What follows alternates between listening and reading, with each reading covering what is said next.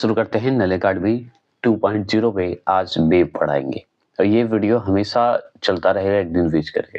अगर आप चाहते हैं कंटिन्यू तो कमेंट करें, मैसेज करें और लाइक करेंगे नल अकेडमी 2.0 पे। ठीक है, तो चलिए इसमें देखिए आपको हम शुरू करने जा रहे हैं और सिर्फ पढ़ते जाएंगे वन लाइनर की तरह। तो जैसे देखिए ध्वनि की उत्पत्ति होती है तो वस्तुओं के कंपन से होती है, सिंपल चीज। आगे भी पढ़ेंगे किसी माध्यम में विक्षोभ के संरचना को कहा जाता है तो तरंग कहा जाता है। अगर जो तरंगे सुनने की संवेदना उत्पन्न करती है क्या कहलाएगी? ध्वनि कहलाएगी। जो भी तरंग सुनने की संवेदना उत्पन्न करता है, मान लीजिए सुनने का करेगा कि नहीं, उत्पन्न करेगा कि नहीं, कि जो सुनाई सके, तो ध्वनि कहलाएगा। ध्वनि किसका एक रूप है? तो ऊर्जा का रूप है। ध्वनि भी एक ऊर्जा का ही रूप माना जाता है। अगर देखा जाए तो ध्वनि किसमें गमन नहीं कर सकती? तो ध्वनि किसमें गमन नहीं कर सकती, मतलब प्रवेश नहीं कर सकती? तो निर्वात अर्थात शून्य में नहीं कर सकती है, ध्वनि सुनाई ही नहीं देगा। अगर बात करें वायु में ध्वनि तरंगे होती है तो अनुदैर्घ्य होती है। अगर वायु में ध्वनि तरंगे होती है तो उसे क्या कहते हैं? अनुदैर्घ्य कहते हैं, अनुदैर्घ्य होती है। ठीक है, अगर पूछा जाए कि अनुदैर्घ्य तरंगे उत्पन्न की जा सकती है तो ठोस, द्रव, गैस तीनों में किया जाता है। ध्वनि का अगर उत्पन्न करने की बात हो, अनुदैर्घ्य अगर तरंग है, अनुदैर्घ्य तरंग मतलब ध्वनि तीनों में उत्पन्न होगा, ये जान लीजिए। अगर आपसे पूछे आवृत्त का एसआई मात्रक है तो हार्टेज है, एच से इंडिकेट करते हैं, ये भी सिंपल है। अगर आपसे और पूछेगा कि एक हार्टेज बराबर होता है तो एक कंपन सेकंड होता है। कितना होता है? एक कंपन सेकंड होता है। अगर पूछे तरंग दैर्घ्य का एसआई मात्रक क्या है तो मीटर एंगस्ट्रम है, एंगस्ट्रम होता है। ठीक है, तरंग दैर्घ्य का एसआई मात्रक अगर पूछे तो मीटर एंगस्ट्रम है। एक एंगस्ट्रम बराबर होता है 10-10 मीटर होता है। ठीक है, 10 मीटर 10 होता है। अगर आपसे पूछे कि 1 नैनोमीटर बराबर होता है तो नैनो मतलब 9, 10 9। ठीक है, 10 9 मीटर याद रखिएगा, 10 पे पावर -9 ऐसे भी याद रख सकते हैं। ध्वनि का वायु में वेग होता है तो 332 मीटर सेकंड होता है, आप जानते हैं। ध्वनि का हाइड्रोजन में वेग होता है, देखिए ध्वनि का वायु में वेग जो होता है वो 332 मीटर सेकंड होता है। अगर ध्वनि का हाइड्रोजन में वेग अगर पूछे तो 1269 होता है, मतलब 1269 मीटर सेकंड होता है। ठीक है, ये जान गए। अगर और बात करते हैं तो ध्वनि का कार्बन डाइऑक्साइड में वेग होता है तो 269 मीटर होता है, 269 मीटर सेकंड होता है।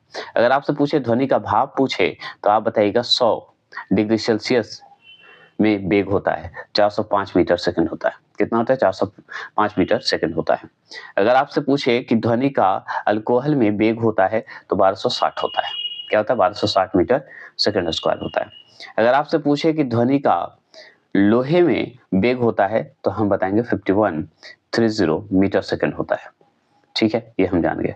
अगर आपसे पूछे कि ध्वनि का जल में वेग होता है तो 1483 मीटर सेकंड होता है, मतलब 1483 मीटर सेकंड होता है। सिर्फ सुनते जाइए, है ना, ये इसीलिए लाया भी हूं मैं, सिर्फ सुनने के लिए।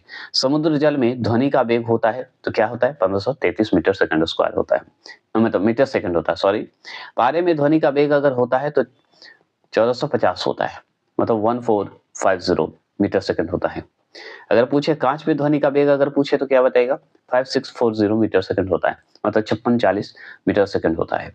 अगर पूछे कि ध्वनि तरंगे होती है तो हम बताएंगे प्रत्यास्थ तरंगे होती है। क्या होती है? प्रत्यास्थ तरंगे होती है। अनुदैर्घ्य तरंगे तो होती ही हैं। ध्वनि तरंगे किसके कारण प्रतिध्वनि उत्पन्न करते हैं? तो प्रवर्तन के कारण ही तो ध्वनि करते हैं। इधर से उधर करिए, देखिए ध्वनि आपको उत्पन्न होगा।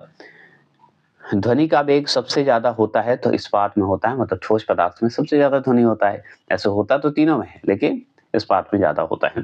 अगर पारस्व तरंगे की आवृत्ति अगर होती है तो आपसे पूछेगा आवृत्ति मतलब हार्टेज। ठीक है, यह पूछ रहा है तो कितना हार्टेज होता है? तो पारस्व तरंगे की बात हो गई ना तो 20,000 हार्टेज से अधिक होता है, 20,000। ठीक है, हार्टेज से अधिक होता है। अगर आपसे पूछे कि अवश्रव तरंगे पूछे की आवृत्ति होती है तो 20 हार्टेज से कम होता है। लीजिए ये 20 हार्टेज से कम होता है। पारस्व अवश्रव, अव लग गया, अवश्रव लग गया तो 20 हार्टेज से कम हो जाएगा। और अगर परस्व हो गया तो 20,000 हार्टेज से अधिक होगा।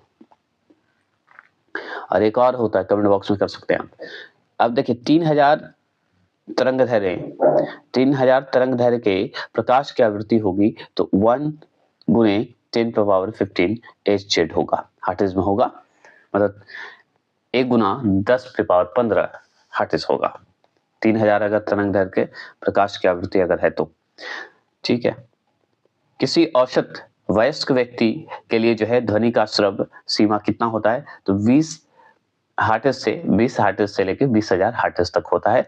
अगर श्रव्य की बात होगी तो पार्श्व, श्रव्य, अश्रव्य ऐसे था, ठीक है। देखिए पार्श्व तरंग में या तरंग को सबसे पहले किसने सीटी बजाकर उत्पन्न किया था, तो वो गाल्टन किए थे। पार्श्व तरंग को सीटी बजाकर किए थे, और ये तो 20,000 से अधिक होता है। अगर श्रव्य तरंग की बात करें तो श्रव्य तरंग के वाहक तरंग पर अध्यारोपण की प्रक्रिया को कहा जाता है, तो उसे कहा जाता है मॉड्यूलन। क्या कहा जाता है? मॉड्यूलन। और पूछेगा आपसे कि यदि मैक संख्या 1 से अधिक है तो पिंड की चाल कहलाती है, तो पराध्वनिक कहलाती है। क्या कहलाती है? पराध्वनिक कहलाती है। ठीक है, ये आप जान गए। फास्ट चल रहे हैं इसलिए क्योंकि हमको टॉपिक वाइज खत्म कर देना है। यदि मैक संख्या 5 से अधिक है तो पिंड की चाल कहलाती है, तो अति पराध्वनिक कहलाएगी। क्या कहलाएगी? अति पराध्वनिक कहलाएगी। अगर मैक संख्या का उपयोग किसकी चाल निर्धारण में किया जाता है, तो विमान में किया जाता है। इसका जो मैक संख्या की अगर बात करें ना, तो विमान में हम लोग उपयोग करते हैं। डेसिबल इकाई है ध्वनि तीव्रता के लिए, ध्वनि की तीव्रता की जानकारी के लिए है, आप जानते ही हैं। श्रेणी अनुनाद, श्रेणी अनुनाद होने पर पावर फैक्ट्री का मान हो जाता है, तो 1 हो जाता है, एकदम 1 हो जाएगा। अगर पूछे मनुष्यों के लिए, अगर मनुष्यों के लिए शोर की सह सीमा करीब करीब होती है तो 85 डेसिबल होती है, ठीक है, 85 डेसिबल होती है। जब दो लोग आपस में बात करते हैं तब कितनी डेसिबल ध्वनि उत्पन्न होती है, तो लगभग 30 डेसिबल जो है उत्पन्न होती है। बाहरी आवाजों को इग्नोर करिएगा, ठीक है।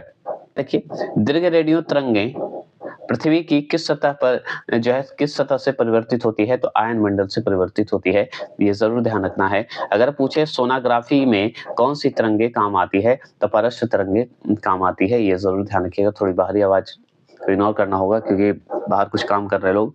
ध्वनि का सुरीला होना निर्भर करता है ध्वनि का तरत्व पर, ध्वनि के तरत्व पर होता है। अगर बात करें दो उत्तरोत्तर सुरंग अथवा दो उत्तरोत्तर गर्त के बीच की दूरी कहलाती है तरंगदैर्घ्य कहलाती है। क्या कहलाती है? तरंगदैर्घ्य कहलाती है।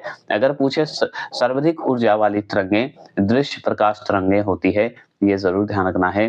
अगर पूछे कि ध्वनि का प्रभाव कान में कितने समय तक रहता है, तो 1/10 सेकंड तक रहता है, ये ध्वनि का प्रभाव है ना। अगर आपसे पूछे कि जब ध्वनि एक माध्यम से दूसरे माध्यम में प्रवेश करती है तो अपवर्तित रहता है, तो वो क्या कहलाता है? आवृत्त होता है। आवृत्त में जो है प्रवेश करता है।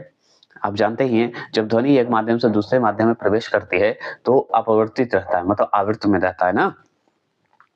अगर बात करें अस्पष्ट प्रतिध्वनि सुनने के लिए प्रवर्तक तल व ध्वनि स्रोता या जो स्रोत है, ध्वनि का जो स्रोत होता है के बीच न्यूनतम दूरी कितनी होनी चाहिए, तो 17 मीटर ज्यादा होना चाहिए, आप जानते हैं, है ना। सुनने के लिए 17 मीटर पे है तो सुन सकता है। चमगादड़ अंधेरे में उड़ते हैं क्योंकि चमगादड़ पार्श्व तरंगे उत्पन्न करती है, मतलब 20,000 हर्ट्ज से ज्यादा उत्पन्न करती है, समझ गए। अगर बात करें तो कीड़ों तथा हानि पहुंचाने वाले तत्वों को घरों से दूर भगाने के लिए जो है लाया जाता है, तो अल्ट्रासोनिक तरंगे लाई जाती है। हम अच्छे से जानते हैं उसको भगाने के लिए तो अल्ट्रासोनिक तरंगे लाई जाती है। विमानों के आंतरिक भागों की सफाई में किसका उपयोग किया जाता है, तो पार्श्व तरंगों की जो है किया जाता है ना। अगर बोले तरंग का वेग भी है, आवृत्त n है, तरंग जो है इसका तरंगदैर्घ्य जो है के संबंध में क्या होगा, तो ये जो तीनों आप स्टेप देख रहे हैं तो भी कर दीजिए किसका वेग का, और इसको जोड़ दिए n तरंगदैर्घ्य कर दीजिए, ठीक है, ये हो गया। चलिए आगे बात करते हैं कि चंद्रमा पर धरातल से दूर विस्फोट होना, मतलब विस्फोट सुनाई नहीं पड़ता है, तो वायुमंडल की अनुपस्थिति के कारण सुनाई नहीं पड़ता है। अगर आपसे पूछे कि वायु में ध्वनि की चाल 332 मीटर सेकंड होती है, यदि दाब दुगना कर दिया जाए तो ध्वनि की चाल होगी 332 मीटर सेकंड होगा। अगर बात करें बादलों की बिजली की चमक के काफी समय बाद बादलों की गर्जन सुनाई देती है, इसका कारण है प्रकाश की चाल ध्वनि। प्रकाश की चाल ध्वनि की चाल से अधिक होती है इसलिए, ठीक है। अगर ध्वनि के वेग का मान सबसे कम है तो गैस में है ना। वायु में ध्वनि का वेग तापमान के घटने से घटता है। पराध्वनि विमान उड़ता है ध्वनि की चाल से अधिक। ध्वनि की चाल से अधिक में जो है पराध्वनि विमान उड़ता है, ठीक है। चलिए इसे नेक्स्ट पार्ट में रखेंगे। आप कमेंट बॉक्स में करिए कैसा लगा ये वीडियो, जरूर बताइएगा।